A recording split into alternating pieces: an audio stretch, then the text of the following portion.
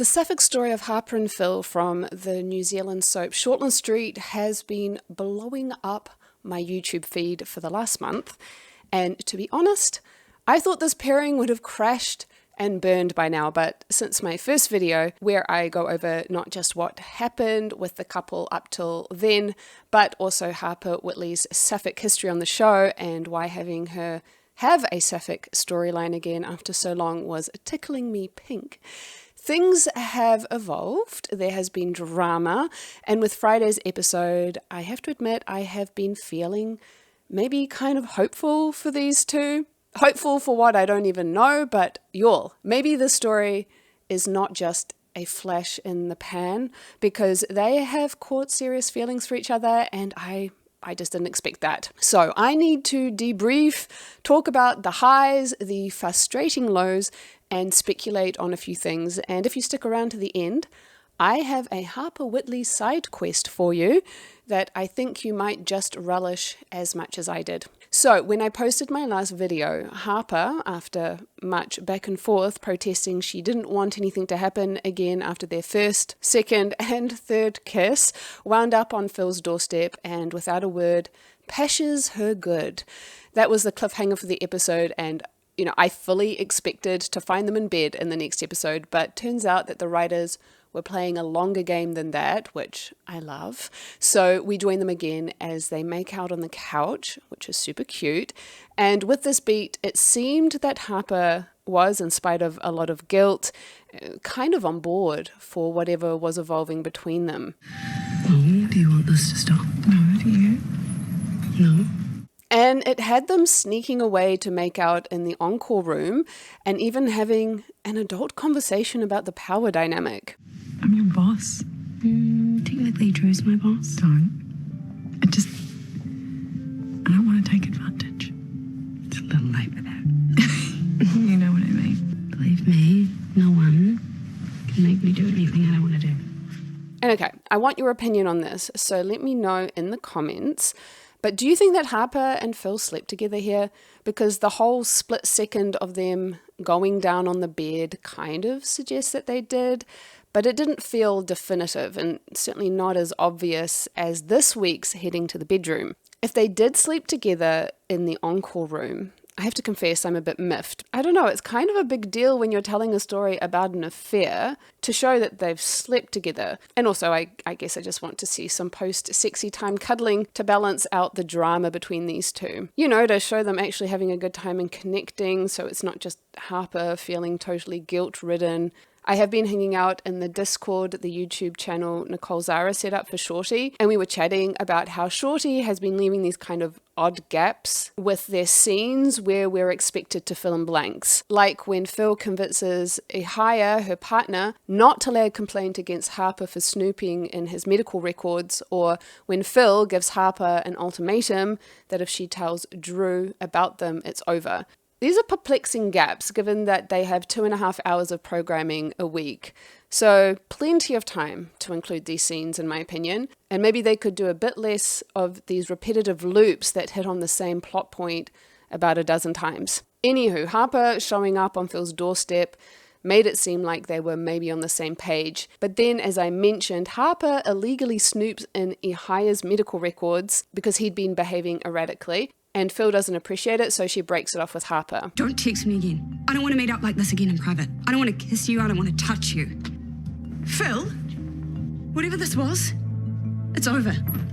Which, wow, that was pretty savage of her. And although she kisses Harper again in the next episode, it spooked Harper enough that she's back to her old pattern of hot and cold, which I didn't appreciate a whole heap. It's been the more frustrating element of this pairing. But with every cycle of hot and cold, there has been some progress, thank goodness, to the point that the L word has been used. More on that in a bit. So while Harper and Phil have been getting all up close and personal, Drew, Harper's husband, decides Ihaya is a pretty darn neat bloke and wants to be friends with him. Which in convenient soap fashion means that Harper and Phil, who are trying to keep away from each other, keep being pushed together. Firstly for a dinner, then for a couples weekend that Drew sprung on Harper in very typical Drew fashion. This causes so much tension between the ladies and gave rise to this totally unexpected conversation. Did you think about me? What? When you were with him. So I thought about you. Just stop. Stop thinking about you. I can't. And this is where I started to think that maybe behind Phil's bluster and her pushy come-ons, she's caught real feelings. You just need to look at her face to see the poor girl has actually fallen for Harper. And boy, did what come next just confirm that, because what happens next is an earthquake. Yep, you heard right. They just chucked in an earthquake that really only affected the location that they were holidaying in and barely affects the hospital or the rest of the storylines going on. So in essence, this development is purely there for the Harper and Phil storyline, which is delightful that the show went to this much effort. And when the earthquake hits, Harper and Phil are having this major blow up with each other because their emotions have gotten the better of them. This is not just on me. None of this would have happened if it wasn't for you. To which both their partners are privy. And then the earthquake hits, and the first thing Harper does is call out for Phil. She then goes on to basically lose it over Phil's arm being stuck under a fallen beam because the house is about to go. And this is peak shorty drama here. Harper, who is an ED doctor, used to high pressure life and death situations, she was ready to chop Phil's arm off in order to save her. It's moments like this when Shorty is doing high drama and it kind of almost becomes comedy. So, of course, Harper is ready to do that because she is so desperate, and we get to see that throughout the unfolding drama. And Phil is desperate too. She asks for Harper to hold her hand. Harper is telling her to look at her to help calm her down. And then just before Drew performs a fasciotomy, so they didn't actually cut her arm off, they came up with another way to dislodge her arm. He says to her to take her mind away to a happy place to avoid the pain. And Phil looks at Harper. She does. And Harper is just cupping her face right there in the open, right in front of everyone's salad, which illustrates just how deep Harper's feelings went, which I totally appreciate. And Phil's too, because while all of this was going on, they were myopically focused on each other. You have to leave. I'm not leaving. I'm not having you die because I'm stuck here. No one's gonna die. I had hoped that after they got out of that tight squeeze that things might have shifted with the whole hot and cold dynamic that had been going on, but apparently not. Although we did get a sweet moment between the two in hospital. I wouldn't have got through it without you. I wouldn't have been able to cope. I couldn't handle the thought that I might lose you. I was feeling the same. I was just only thinking about you and what if we could never be together again? Which is about as close as Harper can bring herself to declaring her real feelings. But then Harper finds the first excuse to run away for a week because she's freaked herself out. And while Harper is away, Phil just casually blows her life up. She breaks up with a hire and confesses, I'm in love with someone else. Harper. I love him. And I have for a very long time. Which I have to admit, I went from being pretty wary of her to liking her a whole lot more because, you know, at least she's willing to be forthright and honest about what's going on for her. And she didn't stay with Ihaya, even though they'd been together for ages, 3 years, I think. She didn't stay with him just because she didn't want to be alone. When she says that she loves Harper, she also says that they're over because Harper running away and ghosting her on text message certainly sends that signal. But it doesn't stop her from falling into Harper's arms the moment she returns, and it's so soft, and I love it. I heard that there are some people who really don't like Phil because how she keeps pushing, but Harper is definitely not blameless in this. Phil has been ready to respect the boundaries that Harper put down a few times, but then Harper just keeps giving her the green light and the poor girl can't help herself. I mean, the whole thing is super messy, but it is a soap and everyone behaves badly on soaps because of the drama. So I'm not exactly applying a real world lens to any of this. I'm just reveling in the drama. So the latest is that after more hot and cold and yes and no from Harper this week, we finally get what feels like a proper shift. Thank goodness, because the back and forth was so repetitive and redundant. I mean, I get that humans behave like this. We can be indecisive messes, and Harper's fears are real. She's being faced with a situation that could blow her family unit up, and I do believe she genuinely loves Drew, But like I said in my last video, I think she's been hiding some truths about how she's not really happy doing the whole family thing, not truly. And certainly Drew has been giving her ample reason for years with his man-child ways for her to be truly fed up with his inability to take responsibility. I mean, the guy literally had a file tied up in their basement at the start of the year, and she almost got killed when the guy escaped. And that's not the first naughty situation he's visited on Harper and the kids. Like when he slept with Nicole. I don't know if there is a bigger betrayal than that, and it doesn't matter that she had left dramatically to sort her postpartum depression out and he thought the relationship was over. To be honest, I kind of always felt that Harper was angrier at Nicole than Drew for that, because I like to think that she's still kind of low-key in love with Nicole. I know, I'm incorrigible. How could you do this to me? She's my best friend. Yeah.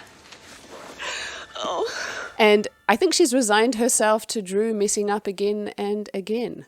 Given how Harper's childhood, growing up with unreliable parents, one of whom abandoned her when she was 11 and the other who was shuttling her into a life of crime, surely must be triggering some trauma for her, especially as they ended up having to call on Harper's parents to help sort out this pedophile thing, which is where we get the delightful Alison Bruce as Harper's mum, who, if you know Xena, you'll probably remember her multiple roles from there. With this knowledge, I see a lot of her reason for still being with him is the kids and not wanting to break up the family so that she can save her kids from having her experience that she had when growing up in a broken home.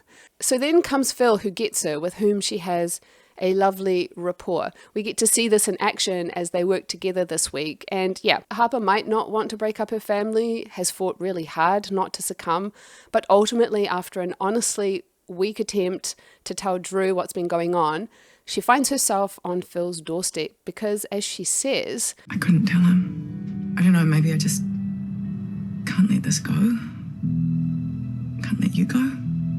And right now, after their latest misunderstanding, where Harper goes behind Phil's back to transfer her out of ED because a returning Dr. Emmett is clocking their easy rapport way too much, Harper basically admits she did it because she wanted to protect what they have.